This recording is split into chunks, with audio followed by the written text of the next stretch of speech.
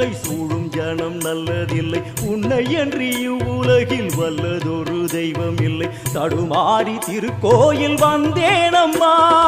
அம்மா ஜெகதீஸ்வரி, உந்தன் குழந்தை என்னை ஆதரி. அம்மா ஜெகதீஸ்வரி, உந்தன் குழந்தை என்னை ஆதரி. நீ வந்து தாயாக என்னை தாங்கணும், உன் மடி மீது தலை வைத்து நான் ஏங்கணும்.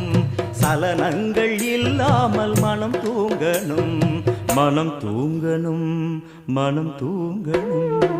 எங்களுக்கு குறையும் உண்டு, அதனை நான் அழுது சொல்லலாமா? என் தாயும் நீ